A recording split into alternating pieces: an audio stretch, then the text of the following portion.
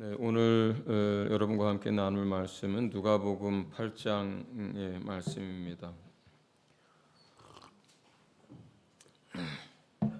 야이로의 딸을 고치시던 이야기인데 40절부터 42절 그리고 49절부터 56절 말씀을 교독을 하도록 하겠습니다. 40절부터 42절 먼저 읽습니다. 제가 먼저 읽겠습니다.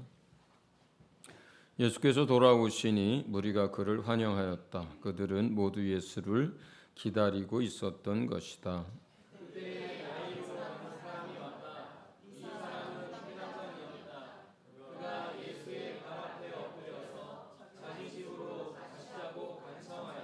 그에게 12살쯤 된 외동딸이 있는데 그 딸이 죽어가고 있었기 때문이다.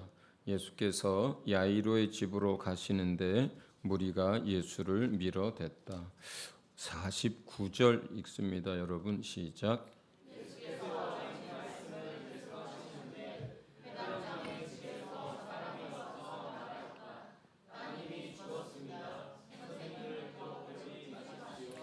예수께서 들으시고 나서 회당장에게 말씀하셨다. 두려워하지 말고 믿기만 하여라. 딸이 나을 것이다.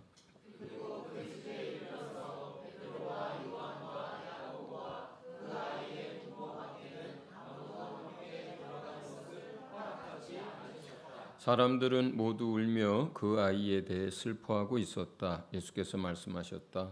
울지 말아라. 아이가 죽은 것이 아니라 자고 있다.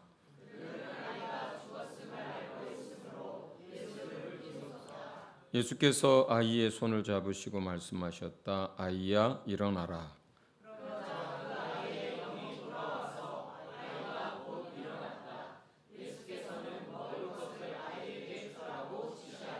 아이의 부모는 놀랐다. 예수께서 이 일을 아무에게도 말하지 말라고 그들에게 명령하셨다. 아멘. 첫 번째 여러분에게 드리고 싶은 말씀은 40절에서 41절입니다. 이때는 그 갈릴리 바다 건너편 거라사 지역에서 이제 귀신에 들려서 인생이 망가지고 무덤가에서 짐승처럼 살고 있는 그 사람을 이제 보시고 그 안에서 역사하던 수천의 악한 영들을 내쫓아 주시고 돼지들이 이제 악한 영들이 돼지 안에 들어가게 되니까 미쳐서 날뛰면서 수천 마리가 바다 속으로 뛰어들어서 몰살당하는 그 사건이 있고 거기서 그 지역 사람들이 예수님에게 이제 떠나달라고 얘기를 해요. 왜냐하면 그들이 재산상에 많은 손실을 입었기 때문에 그 큰 이적을 보고 그들이 하나님을 생각하고 영혼이 구원 얻도록 예수님의 말씀을 듣고 오히려 영접을 했어야 되는데 그런데 그들은 재산상에 많은 피해를 입은 상태였기 때문에 더 혹시 그들에게 그러한 어려움이 생길까봐 두려워서 마을로 모셔드리는 게 아니라 그 지역에서 떠나달라고 부탁을 합니다. 그래서 예수님은 그 이제 귀신 들렸던 사람 하나만 고치고 그 마을로 들어가서 복음을 전하지 못하시고 발걸음을 돌려서 다시 배를 타고 맞은편 마을로 왔습니다. 그랬더니 거기에는 많은 사람들이 예수님을 기다리고 있었어요. 그래서 이제 그 많은 사람들이 이제 예수님에게 나왔는데, 근데 그때 야이로라고 하는 사람이 있었습니다. 그 마을에 회당이 있고 그 회당은 안식일 날마다 모여서 말씀을 강론하고 예배하던 그런 회당의 회당장이었어요. 근데 그 딸이 이제 심한 병에 걸려서 이제 죽어가고 있었던 거죠. 그렇게 되자 이 회당장이 예수님 앞에 나와서 그 발 아래 엎드립니다. 그리고 간청하죠. 와서 제발 내 딸을 살려달라고. 더더군다나 이 딸은 외동딸이었어요. 딸이 하나밖에 없었고 그 딸이 지금 다 죽어가고 있었기 때문에 간청합니다. 그리고 그 발 아래 그 동네 회당장이지만 예수님 앞에 그 발 아래 엎드려서 주님 제발 저희 집에 오셔서 지금 내 딸이 다 죽어가고 있는데 제발 좀 고쳐주십시오. 그 아버지의 마음이 어떻겠어요? 하나밖에 없는 딸이 지금 다 죽어가고 있는데, 그렇죠? 이게 참 안타깝게도 자식이 부모가 죽어갈 때 느끼는 그거랑 부모가 어린 자식이 죽어갈 때 느끼는 것은 굉장히 다를 것 같아요. 그 부모의 마음이 얼마나 다급하고 얼마나 간절하고 여기는 엎드렸지만 아마 할 수 있는 것이 더 있다면 무엇이든지 예수님 앞에 자기 딸을 고칠 수만 있다면 고쳐달라고 했을 것 같아요. 그게 부모의 심정이잖아요. 그리고 그렇게 간청했습니다. 여러분, 우리가 하나님이 항상 우리의 모든 사정을 아신다는 것을 여러분 명심하시기 바랍니다. 우리가 구하기 전에 우리가 어떤 상황 가운데 있는지, 내 자녀가 무엇 때문에 힘들어하는지, 내 자녀가 아프다면 그 병의 원인이 무엇인지, 어떻게 해야 고쳐지는지, 내가 어떤 일로 마음이 무너지고 또 힘들고 하나님의 도움이 필요하다면 그것이 무엇인지, 뭘 고민하는지, 왜 밤에 잠을 못 자는지 가족들도 모르고 부부도 모르고 부모 자식 간에도 모르는 그 일에 대해서 하나님은 다 알고 계십니다. 할렐루야. 그러할 때 우리가 주님 앞에 나와서 간구하는 그 간구를 하나님이 항상 들으십니다. 할렐루야. 성경에 우리가 하나님의 손길을 경험하지 못하는 것은 우리가 어떤 것이 필요한데 그러한 것들이 우리 삶에 계속 결핍이 생기는 까닭은 우리가 구하지 않기 때문이라 그래요. 구하지 않기 때문이라 그래요. 그러니까 우리의 믿음과 기도라고 하는 것이 하나님이 우리의 삶에 개입하셔서 하나님의 하나님 되심을 나타내시는 통로거든요.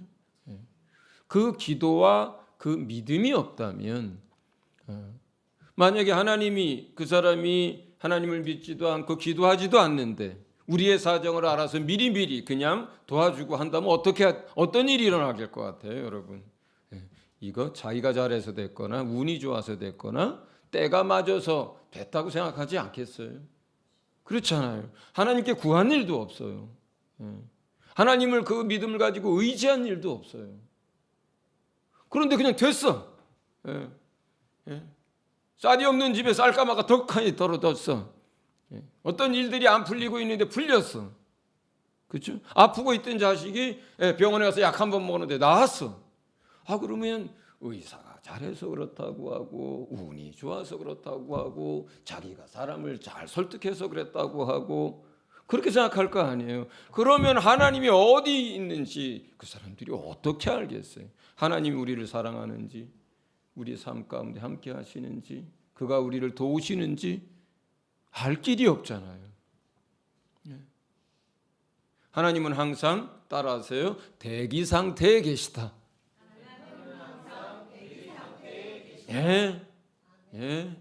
우리를 도우시기 위해서 대기 상태에 계세요. 다 준비해 놓고 대기 상태에 계시는 분이 여러분의 아버지인 줄 믿으시기 바랍니다. 그러니까 구해야죠. 믿어야죠. 두 번째는 42절입니다. 하나님이요 우리의 기도를 들으시고 우리의 간구를 들으시는데 그 기도와 간구에 대해서 어찌하실지를 그것에 대해서 yes 하실지 지금은 no 하실지 아니면 조금 더 기다려 이렇게 하실지 아니면 내가 구한 것보다 내게 더 필요한 다른 것을 주실지 아니면 아예 그것에 대해서 우리의 마음과 생각을 바꾸어 주실지 어쨌든 중요한 건 뭐냐면 우리가 기도하고 간구하면 하나님의 뜻을 보이신다는 거예요. 하나님의 뜻을 보이신다는 거예요. 근데 우리가 이게 간구하고 기도하는 일에 서투른 것이 뭐냐면 그냥 내가 원하는 것과 내가 계획한 것들이 이루어지기를 계속 구하기만 해요. 계속 달라고 하고 계속 그것을 해달라고 하고 왜 그게 안 되냐고 하고 계속 내 생각, 내가 원하는 것, 내 계획 이걸 계속 붙듭니다. 주님이 그러시죠. 우리가 필요한데도 우리가 그 궁핍과 밤 가운데 있는 것은 첫째는 구하지 않기 때문이고 구해도 얻지 못하는 것은 욕심을 따라서 잘못 구하기 때문이라고 하시거든요. 그러니까 우리가 어떤 일들을 그것이 무엇이나 똑같습니다. 모든 일 아무 것이나 구해도 되는데 구할 때는 항상 계속해서 구한 다음에 또 구한 다음에 주의 뜻을 물어봐야 돼요. 주의 뜻을 물어봐야 합니다. 내가 지금 주의 뜻 가운데서 구하고 있는 것인지, 주님이 이 일에 대해서 주님은 어떤 마음과 생각을 가지고 계신지, 주님은 어떤 계획을 가지고 계신지 물어야 합니다. 물어야 돼요. 여기에서 이 사람은 어떻습니까? 간구했죠. 그 다음에 주님께서 그 뜻을 보이셨어요. 그 뜻 보이시게 뭐예요? 네 집에 가자예요. 그렇죠? 주께서 그 야이로의 집에 가겠다고 하셨어요. 왜 가요? 죽어가는 거 보려고 하는 게 아니잖아요. 얼마나 아픈지 진단하려고 하시는 게 아니잖아요. 고치려고 하시는 거예요. 그 집으로 가시겠다고 이제 가고 계세요. 그건 뭐예요?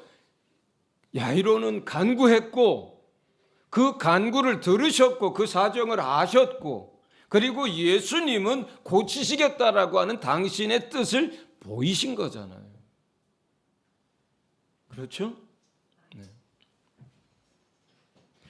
간구하고 구하고 구해도 주의 뜻을 모르겠거든. 여러분 계속 그걸 고집하지 말고 주의 뜻이 어디에 있는지를 물어야 해요. 왜 자꾸 반복되는 어려움 속에 있는지, 아니면 왜 내가 이것을 놓고 금식도 하고 기도했는데 왜 안 이루어지는지, 왜 이렇게 내 마음이 힘든지, 왜 내가 이 문제에서 벗어나지 못하고 있는지, 주님은 이 문제를 통해서 내게 원하시는 게 무엇인지 그걸 물어야 되거든요. 그러기 위해서는 우리의 마음과 우리의 생각과 우리의 고집과 우리의 뜻을 먼저 내려놔야만 합니다. 그걸 내려놓지 않으면 마치 이 투명한 안경이 아니라 까맣게 색칠된 선글라스를 끼고 있는 것 같아요. 노란색 안경을 끼고 있는 것 같아요. 그러면 자꾸 세상이 노랗게만 보이고 세상이 어둡게만 보여요. 항상 그렇습니다. 주님과 동행하는 삶을 살 때, 또 우리가 하나님 앞에 우리의 사정을 올려드릴 때 주님은 이것에 대해서 어떻게 응답하시려고 하는지, 주의 뜻은 무엇인지 그걸 보여달라고. 그게 언제 이루어질지는 몰라요. 주님이 응답하셔도. 어쩌면 여기 이제 야이로 집으로 막 가려고 하는데 중간에 18년이나 아닌가요? 12년인가요? 그 오랜 동안 혈루증을 앓던 여자가 예수님을 만지고 나를 만진 자가 누구냐고 그 여자와 얘기하고 이러한 지치 않은 일들이 생겼어요. 이런 일이 없었다면 어쩌면 예수님이 곧바로 그 마을 그 야이로의 집에 갔을 수도 있죠. 어쩌면 죽기 직전에 도착할 수도 있어요. 거리는 짧아요. 그때 마을이 뭐 커야 얼마나 크겠어요. 그런데 중간에 이런 다른 이제 영혼을 도우시는 일들, 지치 않은 일들이 있었습니다. 자, 주님이 야이로의 집에 가서 고치겠다고 하셨어요. 발걸음 그쪽으로 향했어요. 그러나 바로 가신 게 아니라 또 다른 일들이 있으셔서 지체하시기도 했습니다. 그러니까 주님이 우리에게 내가 그것에 대해서 응답하리라, 네가 간구하는 것을 내가 이루리라 하는 그런 평안과 그런 마음과 확신과 말씀을 주셨다 하더라도 그 어느 때에 어떻게 이루실지는 또 다른 문제예요.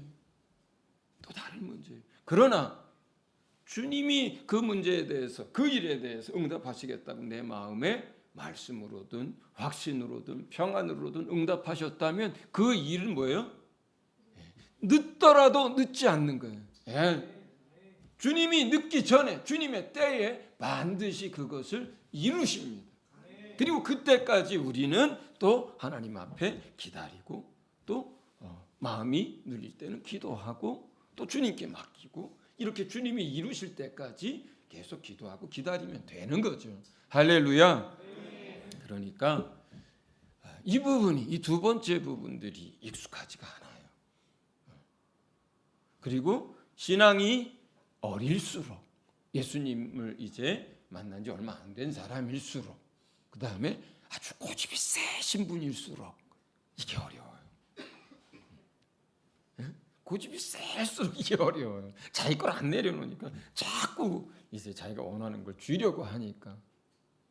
자, 여러분, 기도하는 일들, 여러분의 삶에 필요한 모든 것을 아무 때든지 다 기도하시기 바랍니다. 그러나 기도하시면서 반드시 물으시기 바랍니다. 이 일에 있어서 하나님의 뜻이 무엇인지를. 할렐루야. 아멘. 세 번째는 이제 우리가 기도했어요. 그리고 하나님께서 그 일이 하나님의 뜻 가운데 있는 것을 알게 해주셨어요. 우리 안에. 응답하신 거죠. 첫째. 그러면서 이제 우리가 기다리기도 하고, 또 이제 계속해서 맡기는 기도를 하고 합니다. 그런데 이렇게 우리가 기도했고, 그것이 하나님의 뜻이고, 뜻 안에 있는 것이고, 그래서 하나님이 그것을 행하시기 전에 대부분은 영적 방해가 늘 있습니다. 영적 방해가 없는 영적인 일이라고 하는 것은 사실 거의 없어요. 작은 일이든 큰 일이든 중요할수록 오히려 더 늘 우리의 믿음에 도전을 하는 영들이 있어요. 우리의 믿음을 흔들려고 하는 영들이 있어요. 왜요? 믿음을 놓치면 그것이 하나님의 뜻이었고 하나님이 그 일을 하시려고 계획했어도 믿음을 놓치면 하나님은 역사할 수 없습니다. 전능하신 하나님인데 역사할 수 없어요. 예수님이 사역 초기에 고향 나사렛으로 가셨습니다. 그 고향 사람들도 예루살렘에서 예수님이 하셨던 여러 가지 일들을 다 들었어요. 그래서 평소에는 목수로 있었던 예수지만 고향에 왔을 때 회당에 들어가시니까 회당장이 예수님에게 이제 지금으로 말하면 이 강대상 자리를 딱 내어주는 거예요. 그 전에 목수로 있을 때는 그렇게 안 내어줬죠. 그러나 예루살렘에서 예수님이 행하신 이적들과 기적들과 가르친 것들이 소문이 바닥에 났거든요. 그래서 그 마을에 고향이 다시 처음 돌아오게 됐을 때는 이제 성경을 이렇게 내주면서 이사야의 말씀을 펴서 주면서 한 말씀 하시도록 이렇게 딱 합니다. 그래서 말씀을 했어요. 그런데 그날 이제 사람들이 예수의 말을 받아들이지 않는 사람들이 많았습니다. 그럼 마가복음의 6장 5절에 이렇게 기록되어 있어요.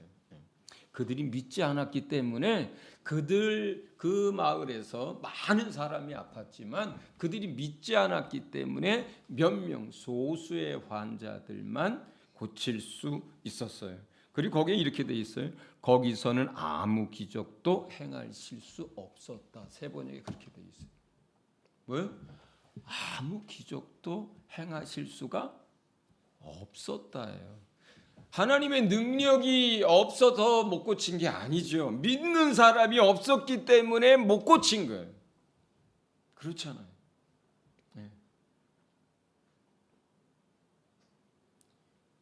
그렇기 때문에 악한 영들이 기도한 것도 알고 있습니다. 그것에 대해서 하나님이 이루시려고 이제 뜻을 알게 하신 것도 악한 영들도 알아요. 그러면 그 다음부터 뭘 흔들까요? 하나님을 흔들까요?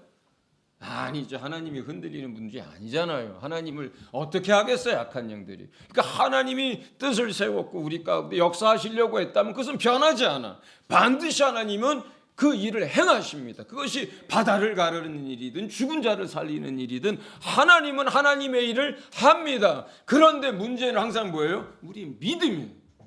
우리의 믿음. 우리가 믿음을 놓치면, 우리가 두 마음을 품으면 하나님도 역사할 수가 없는 거예요. 그러니까 원수가 방해할 때 뭘 흔들고 어디를 공격하겠어요? 우리의 믿음이죠. 우리의 믿음을 공격합니다. 우리 믿음을 흔들어요. 여러분의 믿음을 흔들어요. 예. 그 기도한 일에 대해서 응답을 가져오고 있는 중인데 하나님이 이미 그 일을 시작하셨는데 그 일이 이루어지기 전에 믿음을 까먹도록, 믿음을 놓치도록, 불평하도록, 하나님을 의심하도록, 하나님이 나를 사랑하시긴 하는 거예요. 아, 이 일이 왜 이렇게 했고요? 하나님이 내 기도를 들으시는 거 맞아. 예. 하나님이 왜 나만 이렇게 하시는 거예요? 그러면서 불평하고 예배드리기도 싫어지고 기도하기는 더 싫어지고, 그죠? 이렇게 만들어요, 사람을. 그게 다 무슨 역사예요? 원수의 역사예요. 악한 영들의 역사예요. 어떻게 하든지 그 영혼의 믿음을 흔들기 위해서. 그래야 하나님의 역사를 멈출 수 있으니까. 그런데 하나님의 모든 역사에는 이러한 원수의 방해가 있다는 거예요. 있다는 거예요. 때로는 원수의 방해가 아니라 때로는 우리의 믿음을 보시기 위해서 주님이 시간을 늦출 때도 있어요. 어떨 때는 벼랑 끝에까지 세울 때가 있어요. 예? 이 뒤로 한 걸음 더 하면 그냥 낭떠러지인데 주님이 끝까지 미시네. 그러나 그 믿음을 여러분들이 벼랑 끝에서도 붙드시기 바랍니다.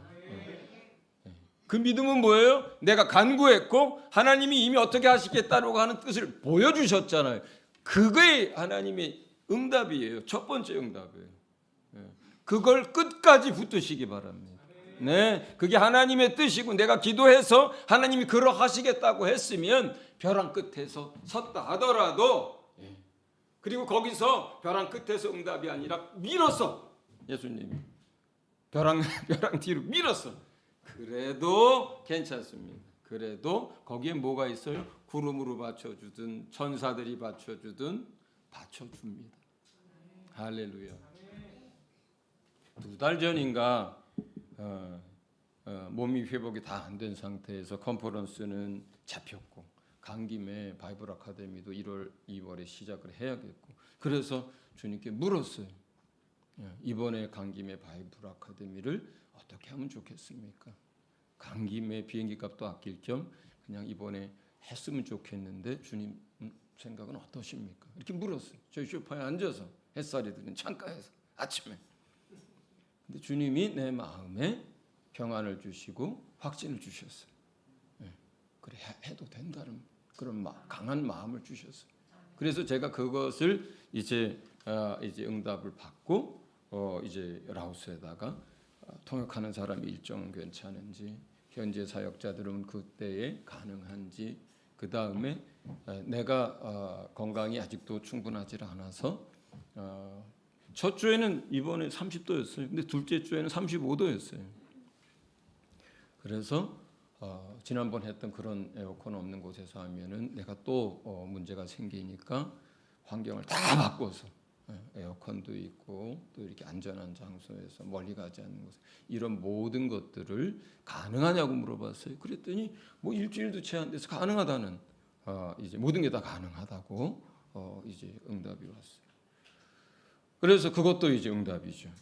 그래서 통역이 안 된다 그러면 못 하는 거예요. 겨울에 얼마나 바쁜지 몰라요. 라오스에서 저희 통역해준 다니엘이 아주 최고로 통역을 잘하고 그냥 줄 섰어요. 통역 좀 해달라고. 그리고 겨울에 이번에 구정 전날 나오는데 라오스 공항에 사람이, 한국 사람이 도대체 한 몇천 명은 되는 것 같아요. 체크인 하는데 한참을 공항 밖에서부터 줄 서가지고 들어갔어요. 그리고 나서 그 이미그레이션 수속 밟으려고 하는데 그냥 그 입구까지 꽉 찼어요. 아주 그거 들어가느라고 진 다 뺐거든요. 그 사람들의 절반 이상이 뭐예요? 비전투리 온 사람들이에요. 예. 생긴 것도 다 이쁘게 생겼고 다 착하게 생겼어. 말하는 거 보니까 벌써 다 교회 사람들인 게 맞아. 이 겨울에 말도 못하게 바빠요. 근데 그 사람 일정도 되지. 또 마침 그렇게 강의할 수 있는 것도 딱 그때 되지. 모든 게 다 딱 맞춰준 것도 주의 응답이었어요. 근데 그 다음은 돈입니다. 돈. 이게 교회 재정도 하나도 없고 저 개인적인 재정도 한 푼도 여유가 없고 오히려 막판까지 다 돼가는데 우리 라오스에 사역비를 매달 그러니까 생활비 말고 사역비를 따로 50만 원 보는데 그것도 없어. 못 보냈어. 그것도 없어. 못 보냈지. 항공료 50만 원쯤 들어가지. 거기에 경비 먹여주고 재워주고 다 하고 뭐 멀리서 온 사람 돌아가는 이제 차비까지 줘야 되거든. 너무 가난해서 못 오니까 몇몇 사역자들. 그럼 그게 한 이번에 다른 때보다 그래도 한 30% 이상 줄었어요. 그래서 200만 원이지 예산이 이제 잡혀 있었거든.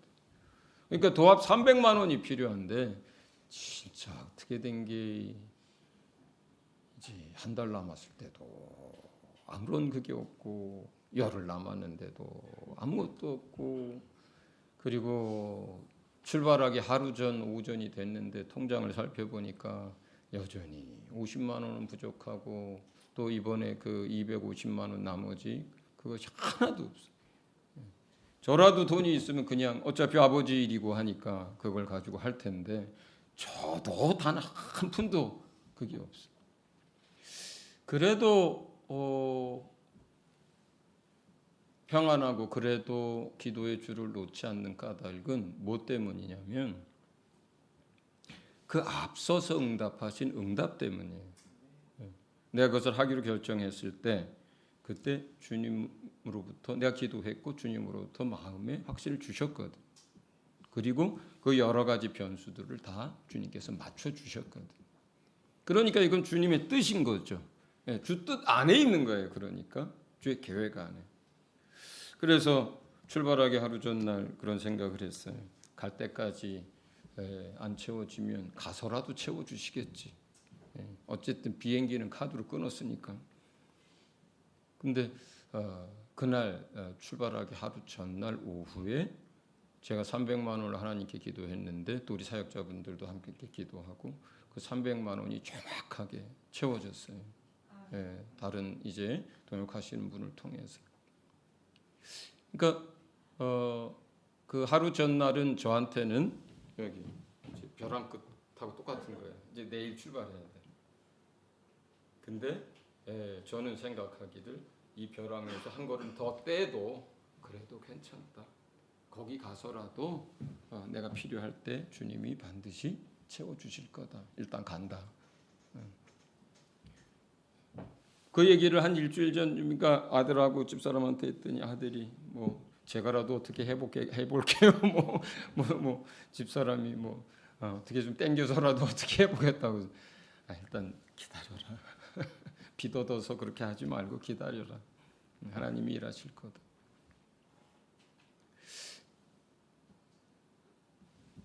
그 모든 일에 있어서 제일 중요한 건 기도하는 거였고요. 두 번째는 뭐예요? 하나님의 뜻을 아는 거예요. 세 번째는 뭐예요? 때로는 악한 영이 우리를 흔들기 위해서 역사할 때도 있지만 때로는 주님이 테스트를 할 때도 있어요. 마지막까지 네가 어떤 믿음으로 내 앞에 서 있는지를 보시려고 할 때도 있어요. 가끔은 혼잣말로 웃으면서 그런 생각을 해요. 왜냐면 이런 일이 한두 번이 아니니까. 참 하나님은 좀 미리미리 하시면 안 되나. 마음 편하게 주의 일도 좀 할 수 있도록 웃으면서 그렇게 그냥 혼잣말로 할 때도 있고. 그런데 하나님의 역사는 언제나 늦는 법이 없습니다. 늦는 법이 없어요. 자, 이제 이 야이로가 안 그래도 급한데 지금 빨리 가야 되는데 어떤 사람들이 막 미는데 어떤 여자가 왜 손을 댔냐 하시고 그 사람을 찾고 제자들은 사람들이 막 미는데 어찌 그런 얘기를 하십니까 하고 또 그 가운데 여자 하나가 나와서 자초지종을 구구절절히 이야기하고 그 옆에 야이로는 여러분이 야이로였다면 어떤 심정이었을까요?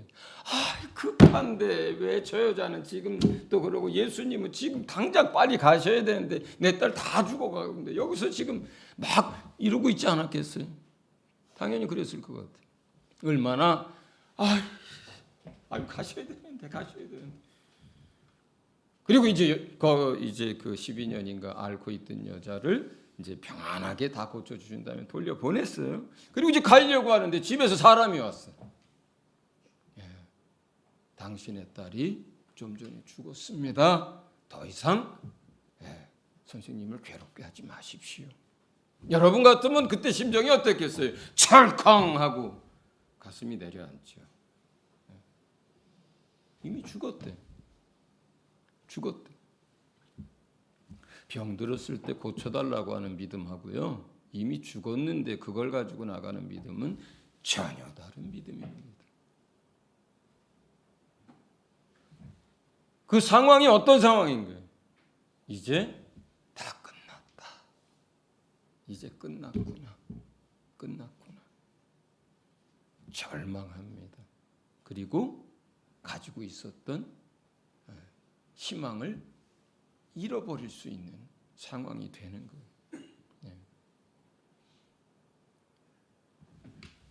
그 사람 안 보내도 돼. 그리고 와서 죽었습니다까지만 얘기해도 돼. 그런데 거기다 덧붙이죠. 이제 더 이상 선생을 괴롭게 하지 마십시오. 이렇게 얘기를 해. 꼭 그렇게 얘기를 해야 돼. 와가지고 그래도 혹시 저분이라면 죽었어도 딸을 고칠 수 있으니까 얼른 가시죠. 이렇게 얘기하면 안 될까요? 그런데 꼭 와서 얘기를 해도 이제 끝났으니까 더 이상 예수님께 막 그렇게 귀찮게 하지 마십시오. 이제 끝났습니다. 절망하게 만들어요. 희망을 놓치게 만들어요. 이게 뭐의 역사예요? 원수의 역사예요. 원수의 역사. 여러분, 우리가 뭘 보고 듣는 것으로 의지할 거예요? 아니면 여러분 보여지는, 눈에 보여지는 이 펼쳐진 상황을 보고 그걸 의지할 거예요? 상황은 이미 뭐예요? 종료됐어. 딸이 죽었어. 그걸 받아들일 거예요? 아니면 고치시겠다고 그 집을 향하여 가는 주님을 의지할 거예요? 그 뜻을 의지할 거예요? 뭘 의지할 거예요? 상황을 보고 여러분들이 그 상황에 만약에 절망하고 그리고 더 이상 주님을 의지하려고 하지 않고 그리고 여러분이 가졌던 희망을 놓친다면 그건 원수에게 속는 거예요. 지는 거예요.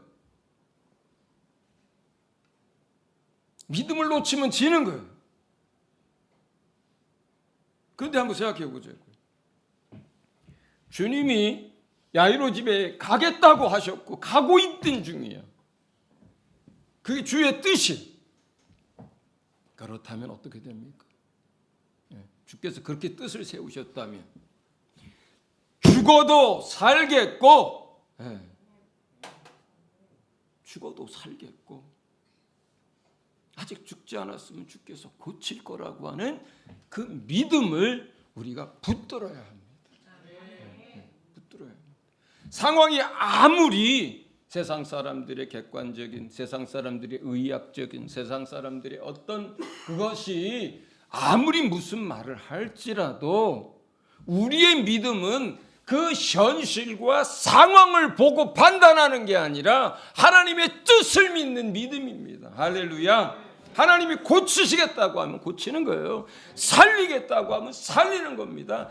다 망가진 것 같아도 일으키시겠다고 하면 일으켜지는 거예요. 할렐루야. 네. 그게 우리 하나님이세요. 그분은 전능합니다. 그분은 완전합니다.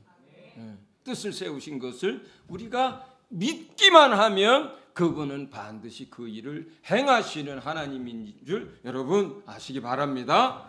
네. 그럴 때 제일 중요한 건 믿음이라 그랬잖아요. 거기서 사람이 와서 당신 딸 죽었습니다. 이제 끝났습니다. 더 이상 예수님께 그렇게 막 그러지 마십시오. 이렇게 했을 때 그 야이로의 믿음이 안 흔들린 게 아니에요. 야이로의 믿음이 꿈쩍없이 그래도 주님이 고치신다 했으니 죽어도 살릴 거야 하고 그렇게 견고하게 예수님을 붙든 게 아닙니다. 그러면 그 다음에 있는 얘기를 예수님이 할 필요도 없죠. 그 다음에 뭐라고 합니까? 두려워하지 말고 믿기만 해라. 딸이 나을 거다. 네. 왜 그런 얘기를 합니까? 지금 야이로의 믿음이 집에서 온 그 사람의 말을 듣고 흔들리고 있고 이제 끝났구나. 이 어떻게 하면 좋은가 하고 이제 그 두려움 가운데 휩싸이게 되는 거를 주님이 보신 거예요. 그런데 주님이 뭘 도우십니까? 그 야이로의 믿음을 도우시는 하나님이십니다. 할렐루야. 네. 우리가 다 그렇게 모세 같은 믿음, 엘리야 같은 믿음, 바울 같은 믿음, 사도 요한 같은 믿음을 다 가지고 있으면 좋지요. 그러나 우린 너나 할 것 없이 다 약하잖아요. 연약합니다. 그런데 참으로 놀라운 은혜는 뭐냐면 우리가 흔들릴 때도, 우리가 무너질 것 같을 때도, 우리가 다리가 후들후들 걸릴 때도, 그리고 뒤로 넘어가면 죽을 것 같을 때도 하나님은 뜻을 세우신 그 뜻을 이루기 위해서 우리의 믿음을 도우시는 하나님이십니다. 할렐루야. 여러분의 믿음을 도우시는 하나님이세요. 여러분이 약해서 흔들릴 때도 그 믿음을 도우시는 하나님이십니다.